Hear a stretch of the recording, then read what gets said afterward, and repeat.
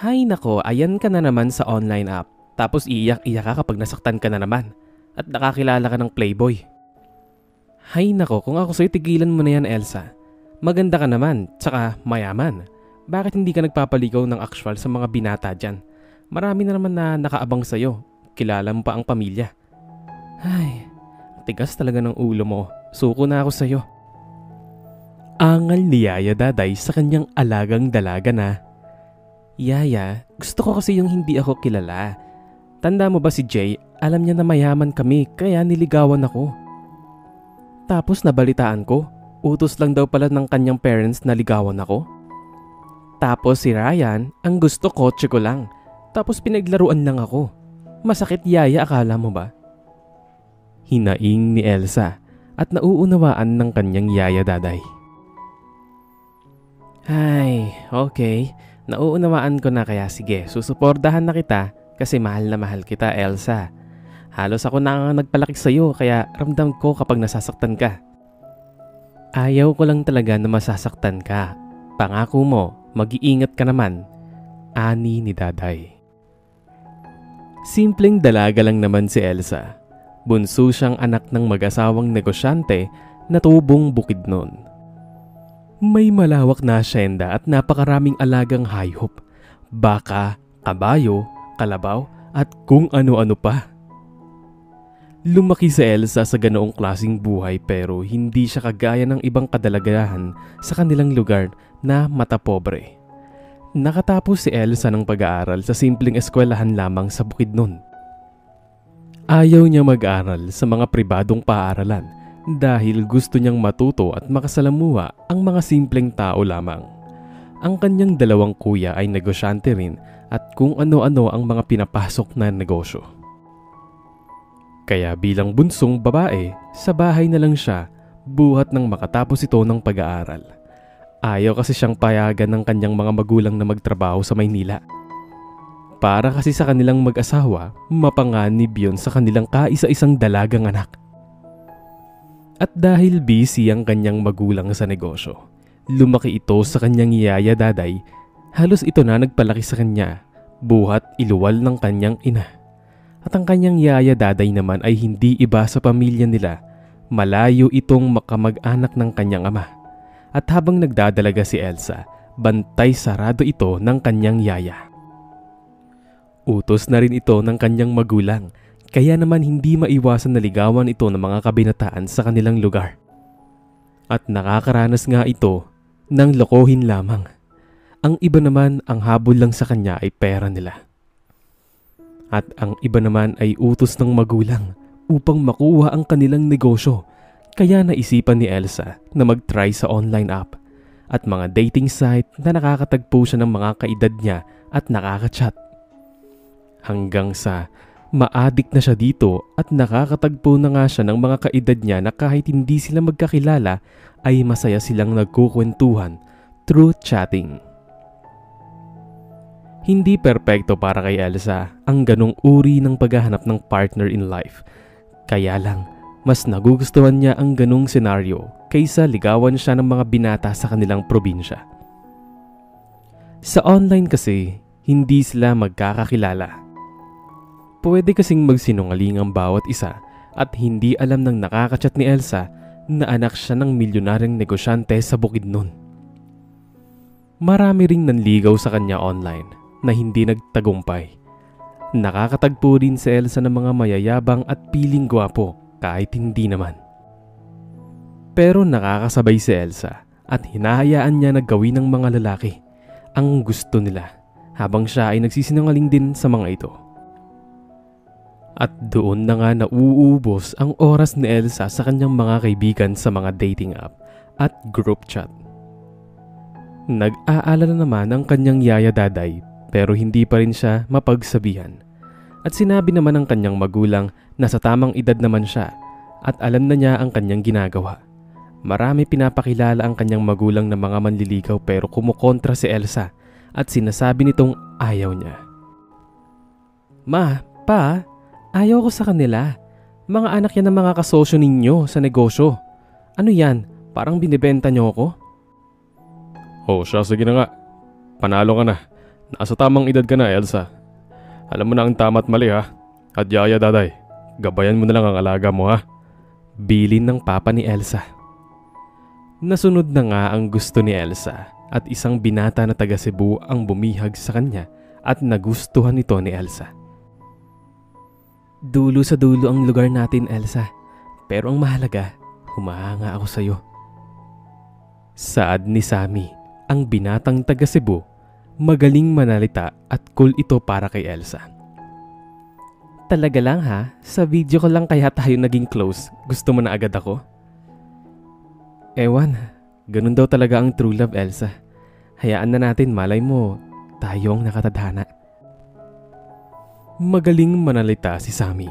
Halata naman ito ni Elsa na matalino. Tumagal ng ilang taon ang kanilang relasyon online.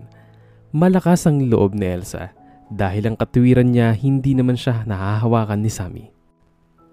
At kung magloko man ito, hindi masakit dahil hindi naman sila nagkikita in person. Inilihim ni Elsa ang estado ng kanilang buhay. Basta sinasabi niya kay Sammy na isang simpleng negosyante lamang ang magulang niya. At siya naman ay isang simpleng dalaga na nakapagtapos ng pag-aaral at nakahiligan na nga makipag-usap sa mga kaibigan na mula sa dating app. Sa loob ng ilang taon na lagi silang magkausap, nararamdaman naman ni Elsa na totoong tao si Sammy at mukha naman itong mabait. Lagi ring may pinapakilala si Sammy ng mga pinsan niya pag nagvi-video call sila.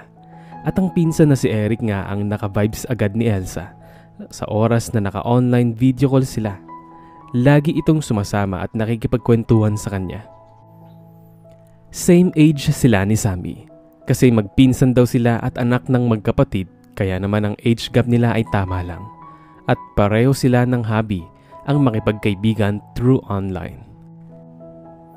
Botong-boto si Eric kay Elsa at suportado ang relasyon ng dalawa ni Elsa at ni Sammy. Lagi pa nitong pinapayuhan si Sammy na kahit LDR ang relasyon ng dalawa ay sana ay mahalin ni Sammy si Elsa. Dahil napakabait ni Elsa at dahil sa tagal na rin nga ng kanilang pag-uusap through video call, ay napalagay na rin ang loob ni Elsa kay Eric.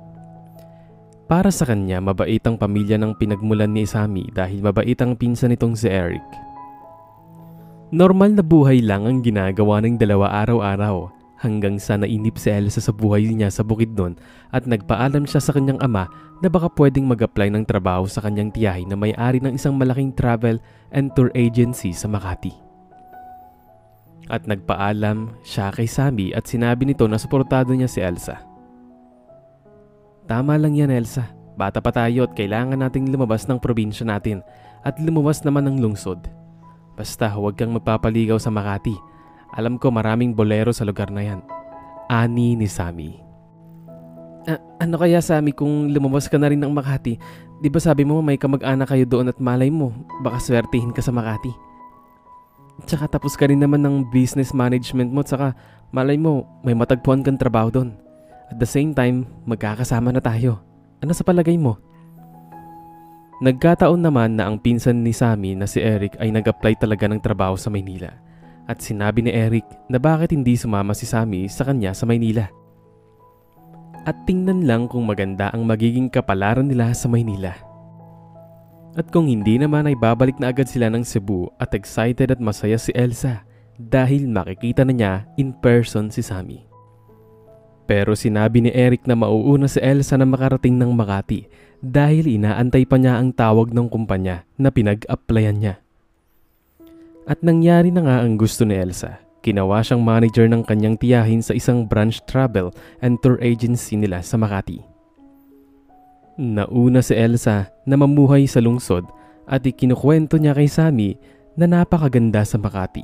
Kaya naman excited na rin si Sammy. Sinabi nitong parang gusto na nga rin daw niya magtrabaho na rin sa Metro Manila. At ilang buwan pa bago matawag si Eric sa kanyang inaplayan at kahit naiinit na si Sammy ay naghintay naman ito, ayaw rin kasi niya na magmadali. Dahil hindi naman biro ang mamumuhay sa lungsod, ang alam nito tiyahin ni Elsa ang may-ari ng kanyang pinagtatrabahuhan sa Makati. Kaya naitanong ni Sammy kung mayaman ba sina Elsa. Sa unay hindi binigyang halaga ni Elsa ang ganyang topic ni Sammy. Pero sa araw-araw nilang magkausap sa video call, nangungulit na si Sammy at pilit tinatanong kung may kaya ba ang pamilya ni Elsa. Hindi na nagustuhan ni Elsa ang pangungulit ni Sammy at laging si Eric na pinsan nito ang laging humihingi ng paumanhin dahil sa kakulitan ni Sammy. Eric, mahirap lang kami eh. Bakit parang big deal kay Sammy kung mayaman ba ang pamilya ko? Tanong ni Elsa habang nasa CR si Sammy. Pasensya ka na sa pinsan ko, Elsa. Nagtataka din ako bakit lagi niyang tinatanong yun. Hayaan mo at pagsasabihan kong pinsan ko, nakakahiya tuloy sa'yo. Saad naman ni Eric na halata ni Elsa na napapahiya ito sa kanya. Na-turn off si Elsa sa lalaking ang gusto lang sa babae ay yaman o may kaya sa buhay. Ang gustong mangyari ni Elsa ay mamahalin siya ni Sammy sa simpleng pagkakakilala lang sa kanya. Lagi niyang sinasabi na simpleng negosyante lang ang kanyang magulang at hindi niya sinasabi kay Sammy na may kaya sila or mayaman. Yun kasi ang ayaw na ayaw ni Elsa at kaya nga siya nagpilit na humanap ng manliligaw sa online para hindi sila makilala at nabanggit nga yun sa kanyang yaya daday kaya sinabi ni yaya daday na kilalanin mabuti si Sammy at huwag agad lagay loob dahil masasaktan lang siya sa huli. At habang papalapit na nga ang takdang araw ng pagluwas sa magpinsan na si Eric at si Sammy, naghanda naman at nagplano ang magyaya. At naisip ni Yaya Daday na bakit hindi palabasing PWD siya at haharap si Elsa kay Sammy na naka-wheelchair at titingnan nila ang reaksyon ni Sammy. Kung gugustuhin pa rin ba nito si Elsa? Nag-agree naman si Elsa at sinabing maganda ang plano ng Yaya Daday niya. Kaya dahan-dahang sinasabi ni Elsa pag nagvi-video call sila na paano kung isa siyang PWD. Hindi sumasagot si Sammy na ayaw niya. Pero pag sinasabi muli niyang paano nga kung PWD siya, matatanggap pa kaya siya ni Sammy? Halatang umiiwas si Sammy sa ganong topic at natatawa naman si Elsa. Sinabi ni Elsa sa kanyang sarili na parang nagdududa na siya sa pagkatao ni Sammy. Unang-una, ang issue ng kanyang laging pagtatanong kung mayaman ba sila at ang pag-iwas sa topic nila na baka isang PWD si Elsa at ano ang gagawin niya. Nabanggit din ni Elsa kay Eric na paano kung PWD siya at sinabi ni Eric na walang problema basta nagmamahalan sila ni Sammy at matatanggap siya kung ano pa man ang sakit nito. At sa pananalita nito, halatang mas maunawain si Eric kumpara kay Sammy. Dumating na nga ang tamang oras at sinabi din ni Sammy na paluwas na sila ng Maynila. At pipilitin ni Eric na makakuha ng apartment na malapit sa Makati kung saan nandoon ang pinagtatrabahuang opisina ni Elsa. Hindi lang nagsasalita sa Elsa pero parang duda na sa kanya si Sammy. Lalo na kung hindi niya sinasagot kung ano ba talagang estado sa buhay ni Elsa. Kung mayaman ba siya or mahirap lang ay parang big deal kay Sammy. At lalo pag naipasok pa ni Elsa ang topic tungkol sa PWD siya at ramdam niya yun kay Sammy. Dumating ang magpinsan sa Maynila, bandang 4:00 ng hapon at sinabi ni Elsa na kinabukasan na lang siya makikipagkita at magpahinga na muna sila. Kinabukasan nga agad nag-report si Eric sa opisina nila upang magpasa ng mga requirements. Habang si Sammy, nagtataka si Elsa dahil parang hindi ito excited na makita siya in person. Sammy, bakit parang ayaw mo akong makita? PM ni Elsa kay Sammy. Masama lang ang pakiramdam ko, Elsa. Wait ko lang si Eric, mamaya kami pupunta sa apartment mo pagdating niya. Saka inaayos ko ang apartment niya, ang gulo pa at madumi. Natatawa naman ng magyaya dahil handa na ang kanilang props, ang wheelchair ni Elsa. Sige Elsa, ang turo ko sa iyo, gagalingan mong magdrama mamaya ha? Diyan natin malalaman kung totoong tao ang Sammy na yan. Yes po yaya, bigla tuloy akong nagduda kay Sammy at hindi ko malaman kung bakit. Saktong 5:00 ng hapon. Nag-PM si Sammy na on the way na daw sila ni Eric. At humanda na si Elsa sa kanilang palabas ni Yaya Daday niya. Bumungad nga sa pintuan sa Elsa na naka-wheelchair na kitang-kita nito kung paano nagbago ang aura ni Sammy. Habang ang kanyang pinsan na si Eric ay agad lumapit kay Elsa at bumati at nagmano ito kay Yaya Daday. Sa puntong yun nahalata agad ni Elsa kung anong klaseng pagkatao mayroon si Sammy kumpara sa pinsan nitong si Eric. "O iyo, bakit natigilan ka? Nagulat ka ba? Ang girlfriend mo na online ay isang PWD? Tara, pasok ka sa loob. Hindi ka ba masaya na nakita mo si Elsa in person?" Ani ni Yaya Daday. Anyari Sammy? Bakit parang nawala ka sa mood? Sensya ka na, since birth ganito na ako, naka-wheelchair na. At sinabi ko naman sa iyo, hindi ba, bago kayo lumabas? And about dun sa tanong mo kung mayaman kami, it's a no. Ang mayaman ay ang tiyahin ko at employee lang niya ako. Wika pa ni Elsa. Nahalata naman ni Eric ang pagkabalisa ng kanyang pinsang si Sammy. Kaya naman agad gumawa ng paraan sa Eric na siya ang humingi na rin ng paumanhin kay Elsa. Dahil nawala na sa mood si Sammy at hindi na ito nagsasalita pa, naging madaldal si Eric at siya na ang nagkwento na tuwang-tuwa ito nang makilala in person si Elsa. At natuwa naman si Yaya Daday sa ugali ni Eric dahil hindi ito nagbago. Kahit pa nakita niyang PWD si Elsa at nakaupo sa wheelchair. Habang si Sammy hindi na ito nagsalita pa at wala pang isang oras, nag-aya na itong umalis at halatang binastos nito si Elsa. Natatawa naman ang dalawa, si Yaya Daday at si Elsa. Nagtagumpay ang kanilang plano at inihatid pa nila sa pintuan ng magpinsan. Kahit pasakay na ng taxi ang magpinsan, hinding-hindi na lumingon pa si Sammy sa kanila. Habang si Eric patuloy itong kumakaway at humihingi ng paumanhin kay Elsa. Hindi na nga nagtaka si Elsa na agad umalis si Sammy sa kanilang bahay at parang nandiri sa kanya. Agad din itong umalis sa group chat nila at nakablock na rin si Elsa sa Facebook nito. Pero si Eric nananatiling humihingi ng paumanhin sa maling asal ng kanyang pinsan. "Elsa, ako man ay nagulat sa pinsan ko. Ako na ang humihingi ng paumanhin. Bumalik na nga siya ng Cebu at wala na akong nagawa. Ganun talaga ang ugali niya. Madaling mag-change ng mood. Sanay na ako sa kanya eh." Paliwanag pa ni Eric. "Relax lang Eric. Alam ko naman yan ang kanyang magiging reaksyon. Saka planado ko na ang lahat."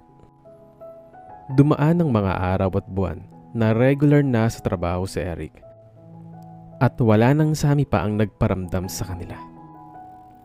Si Eric naman nananatiling naniniwala na PWD nga si Elsa. At hindi ito nagbago. Naging matalik pa nga silang magkaibigan ni Elsa at laging magkausap sa chat.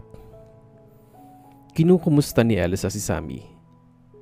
At balita daw ni Eric may bago na itong kasintahan na taga Cebu din. At nakilala lang din ito sa dating app. Wala nang nararamdaman na kung ano pa man sa Elsa.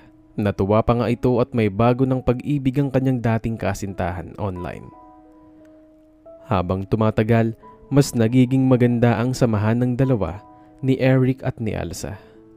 Naramdaman na lang nila na nagugustuhan na nga nila ang isa't isa. At hindi rin naman nagkamali si Elsa. Napapamahal na siya kay Eric. Kaya naman tinanong siya ni Eric kung okay lang ba sa kanya na PWD siya at kung mamahalin ba siya ng lubusan ni Eric nang walang alinlangan. At sinabi ni Eric na wala siyang pakialam kahit PWD pa si Elsa dahil ang nararamdaman niya dito ay hindi na isang kaibigan lamang at mahal na nga niya ito. At laking gulat nga ni Eric nang isang araw, nasa labas ng apartment niya si Elsa at naglalakad ito at nakangiti sa kanya. Hindi ka PWD, Elsa?" "Hindi, Eric. Nahalata ko na kasi si Sammy na parang pinipilit niyang alamin kung mayaman ba ako. At bilang ganti ko, pag pinapasok ko ang topic about sa PWD, umiiwas siya. Kaya nagplano kami ng yaya ko at nagtagumpay ako. Nakilala ko si Sammy at ikaw ang nagustuhan ko. Mabait ka, Eric. At down to earth." Wika ni Elsa. Nanliliit ako, Elsa. Ang ganda mo pala. At parang nahihiya ako. Sana matanggap mo ako, Elsa. Hindi kami mayaman at marami kaming magkakapatid. At saka pinsan ko si Sammy. Okay lang ba talaga sa'yo? Maging totoo ka lang sa sarili mo, Eric. Tutulungan kita, promise. Magtutulungan tayo, tandaan mo na hindi na tayo mga bata. Pakikilala kita sa mga parents ko, ha? At mag-resign ka na sa work mo. Magtatayo tayo ng sarili nating travel tour agency at international na hindi lang local. Magtulungan tayo, ha? At huwag kang magbabago. Niyakap na lang ni Eric ng maigpit ang kanyang girlfriend in person at hindi na sa online lamang. At mas nakilala pa nga niya ng lubusan si Elsa. Masayang masaya nga ang dalawa at may gabay pa sila ni Yaya Daday. At pinakilala nga ni Elsa si Eric sa kanyang magulang at kapatid. At napakagalang nito at agad nagkalagayan ng loob ng kanyang pamilya ang mabait na binatang mula sa Cebu. At sa kapangyarihan ng social media, kumalat ang mga post nila tungkol sa nalalapit nilang kasal. At nakita ito ni Sammy.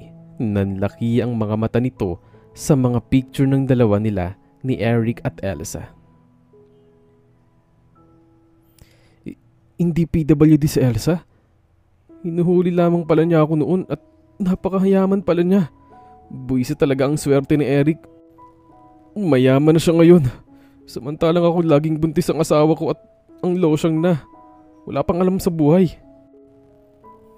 Halos magwala si Sammy at napuna naman ito ng asawa niya at nagtanong kung bakit. Isang malakas na tulak ang isinagot ni Sammy sa asawa niya at tumama ang tiyan nito sa lamesa nila. Dinugo ito at halos nagsisigaw ito sa sakit. Nakunan nga ang asawa ni Sammy at naglaho na lang si Sammy at hindi na bumalik pa sa asawa nito. At balita ni Eric na abroad daw ito at pinutol na ang komunikasyon sa pamilya niya.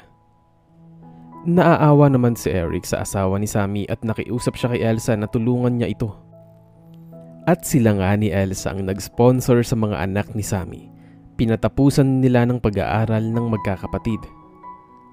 At wala na silang nabalitaan pa tungkol kay Sammy hanggang tumanda na sila at nagkaanak ng 3 at nananatiling nagmamahalan. Salamat, Elsa. Mahal na mahal kita. Hanggang sa huling hininga natin, sasamahan kita. Bulong ni Eric sa kanyang asawa.